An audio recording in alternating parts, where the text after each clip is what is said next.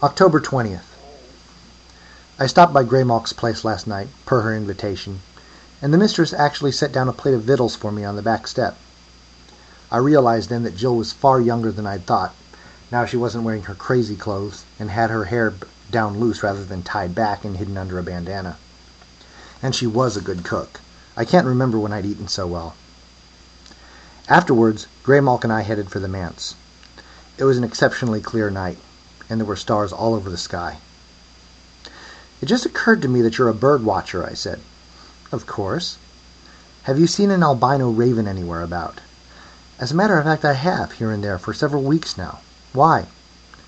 "It's occurred to me that it might be the vicar's companion. Just a matter of proximity and a guess, really." "I'll watch for it now, of course." Someone with a crossbow passed us at a distance, moving in the other direction. We stood still, let him go by. "Was that him?" she asked. "Just a member of the midnight congregation," I said. "Not the man himself. Sense wrong. I'll remember this one, though." Streaks of high cirrus fluoresced above us from the stars they framed, and a gust of wind stirred my fur. "I hunted rats, and ate out of dustbins, and saw my kittens killed, and was hung by my tail, and abused by wicked urchins," Greymalk said suddenly, "before the mistress found me. She was an orphan who'd lived on the streets. Her life had been even worse."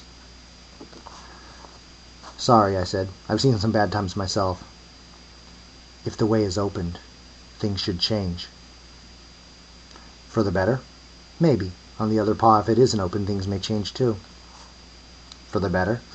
"Damned if I know snuff. Does anybody really care about a hungry cat except for a few friends?"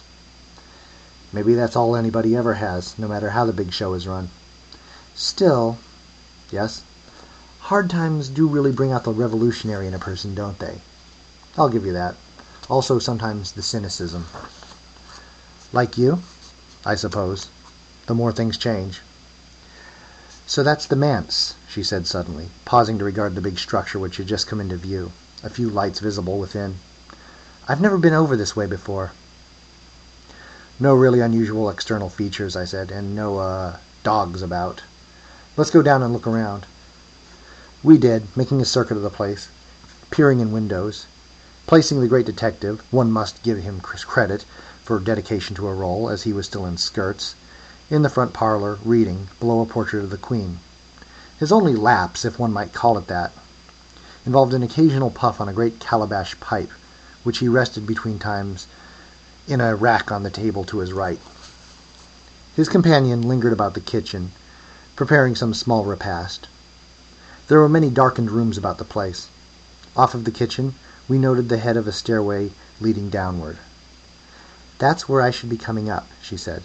"When I reach the top, I'll pass through the kitchen, if he's gone by then, and explore the farther side of the house first. If he isn't, I'll go down the long hall on the near side and investigate all of its darkened chambers." "Sounds like a good plan," I said. We let ourselves down to ground level and rounded the corner to the basement window. "Luck," I told her as she entered. I went back to the window and watched the kitchen.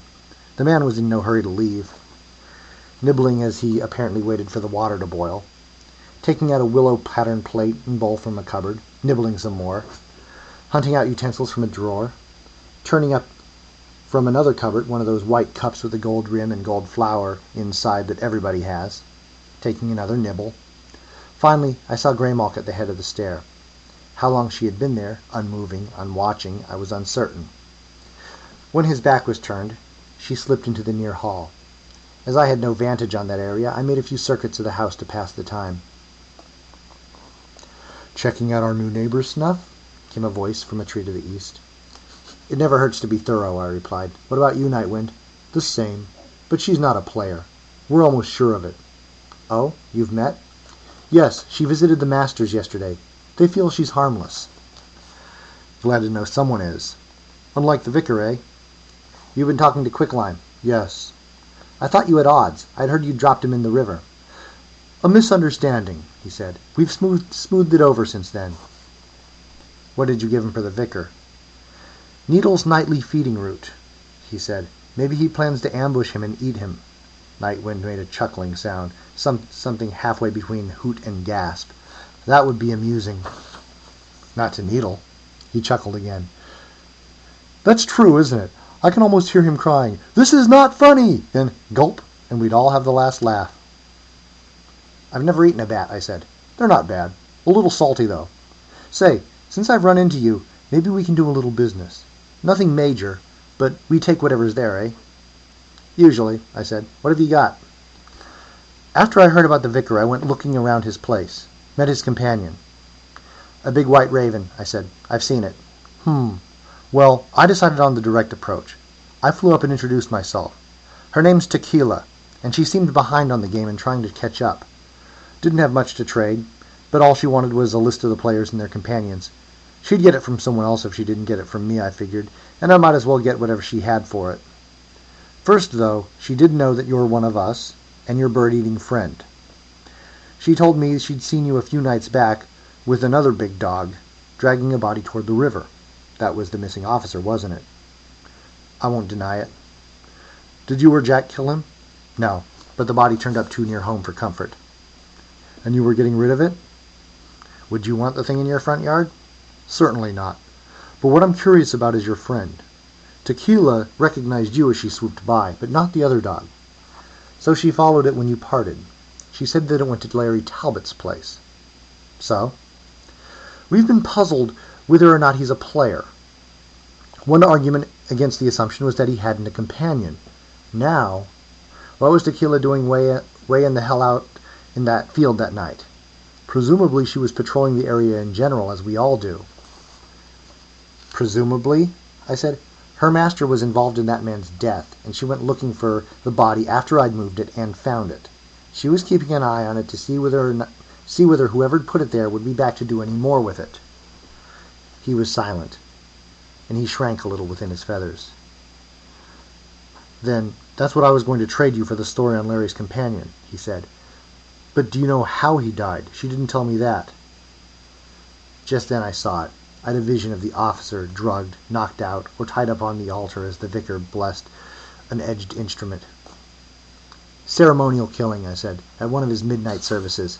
It was early in the cycle for one, but that's what happened. Then he left the remains at our place for a bit of misdirection. He needed it early for the extra power because he'd gotten off to a late start. All right, I'll give you something else for Talbot. Concerning what?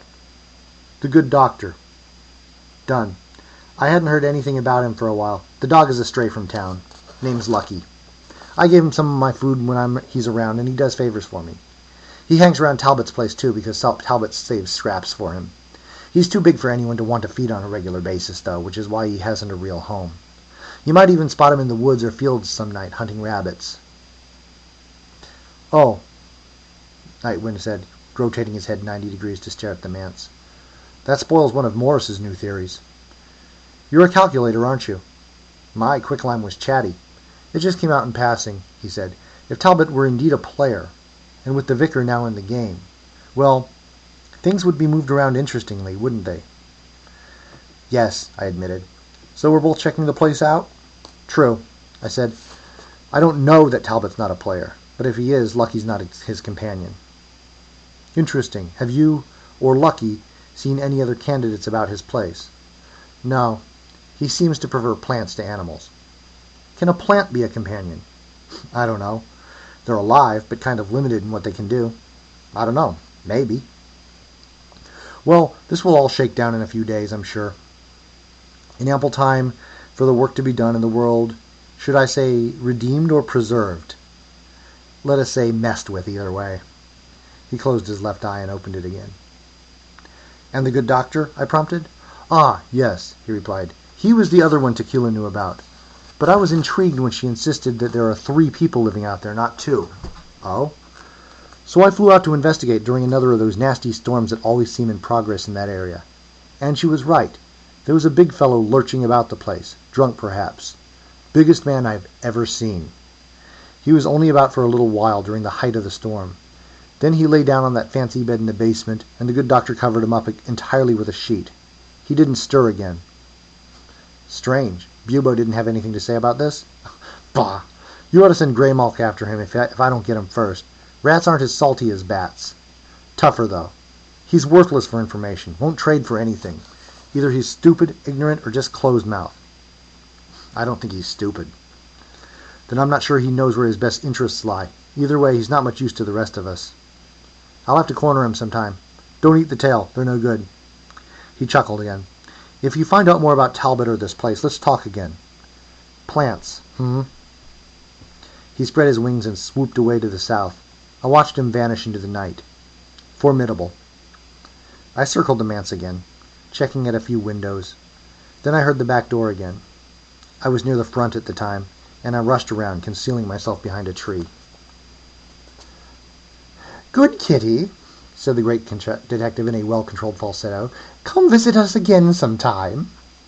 Graymalk was deposited on the back steps, and the door was closed. I cleared my throat, but she sat there for a time, grooming herself before wandering off in the other direction. Suddenly she was beside me. "Are you all right?" I asked her. "Fine," she said. "Let's walk." I headed southward. "She has a good memory, that old lady," Gray finally said. "In what respect?" "Her servant spotted me, on a sudden return to the kitchen, and she heard me call out. She came back and called me by name. She was very nice. Even gave me a saucer of milk, which I felt obliged to drink. Who'd have thought anyone would look at a cat well enough to recognize her later, not to mention remembering her name? Maybe she likes cats. Must have if she wanted to feed you. In that case, you'd think she'd have one of her own, but she doesn't. There were no signs. Just has a good eye and a good memory, I guess. We crossed the road, kept going. I guess so. So, I got to look around pretty well before they found me. And there's a windowless room with a wide door and a niche in its far wall, which is of stone, by the way. That old place has been through a lot of changes. Anyway, the niche seemed about right to have held an altar at one time. There were even a few small crosses chiseled into the stone, and a bit of Latin, I think it was. Good, I said in one way. What's the other way? Nightwind knows about it. He came by when you were inside, and we talked. The White Raven, by the way, is named Tequila. Oh, he knows her. And you were right about the vicar. It was a ceremonial killing. Dues for getting into the game late. Sounds as if you had a long talk. We did. I'd better fill you in. Any special reason we're heading this way? Yes, that's part of it. We continued to the south and a bit to the west as I told her the things I'd learned. The air grew moist as we went, and the sky dark as a blot in that particular area about which heaven's artillery flickered and bloomed. So you want to peer in the good doctor's windows again? In a word, yes. Cats aren't real fond of getting wet, she observed, after the soft weather got harder. Dogs aren't crazy about it either, I said. Then, whoever wins, it'll still rain. She made the closest thing I'd ever heard her manage to a laugh. A little rhythmic musical thing. That's true, she said a little later. I'm sure. How many times in a century does the full moon rise on Halloween? 3? 4? It varies, I responded. It's more interesting to ask, on how many of those occasions do the appropriate people assemble to try for an opening or hold for a closing? I couldn't guess. This is your first, of course. No, I said, and I did not elaborate, knowing what I had just given away. We walked on through the drizzle, toward the place of brightnesses, keeping to the road as there were fewer wet things to brush up against there. As we drew nearer, I saw that the front door of the farmhouse stood open, light spilling out through its rectangle, and someone was moving upon the roadway headed toward us. Another discharge from the storm clouds gave the building a thorny corona of light, and outlined briefly in its glare, I saw that a very big man was moving toward us at an ungainly but extremely rapid pace. He was dressed in ill-fitting garments, and my single glimpse of his face showed it as somehow misshapen, lopsided. He halted before us, swaying, turning his head from side to side. Fascinated, I stared. The rain had washed all scents from the air until we achieved this proximity. Now, though, I could smell him, and he grew even stranger to me, for it was the sick, sweet scent of death that informed his person, reached outward from it. His movements were not aggressive, and he regarded us with something akin to a child's simple curiosity. A tall figure suddenly appeared at the farmhouse door, looking outward into the night, laboratory coat flapping in the wind. The giant figure before me leaned forward, staring into my face. Slowly, unthreateningly, he extended his right hand toward me and touched me on the head. "Good dog," he said in a harsh, cracked voice. "Good dog," as he patted me. Then he turned his attention to Greymalk, and moving with a speed that belied his earlier gesture, he snatched her up from the ground and held her to his breast. "Kitty," he said then. "Pretty kitty." Clumsily, he moved to stroke her with his other hand, rain streaming down his face now, dripping from his garments. "Pretty." "Snuff!" Greymalk wailed. "He's hurting me! Too tight! His grip's too tight!" I began barking immediately, hoping to distract him into relaxing his grip. "Hello!" came a call from the man at the farmhouse. "Come back! You must come back now!" I kept barking, and the man dashed outside, rushing in our direction. "He's let up a little, but I still can't get free," Greymalk told me. Apparently confused, the huge man turned to the approaching figure and back again. It appeared to be the good doctor headed our way. I kept up the barking, since it seemed to have worked. When the good doctor came up beside the giant, he placed a hand upon his arm. "Raining cats and dogs, I see," he said. I stopped barking as the giant turned his head and stared at him, doubtless at a loss for words in the face of such a sallying of wit. "The doggy wants you to put the kitty down," he told him. "The kitty wants to get down, too. Put her down and come back with me now. It's a bad night to be outside with all this rain." "Bad night," the big man responded. "Yes, so put the kitty down and come with me." "Bad rain," rejoined the other. "Indeed. Cat, down, now. Come, now, with me." "Cat, kitty, down," said the big fellow, and he leaned forward and deposited Greymalk gently on the road. His eyes met mine as he rose, and he added, "Good dog." "I'm sure," said the good doctor, taking hold of his arm with both hands now and turning him back toward the farmhouse. "Let's get out of here," Greymalk said, and we did.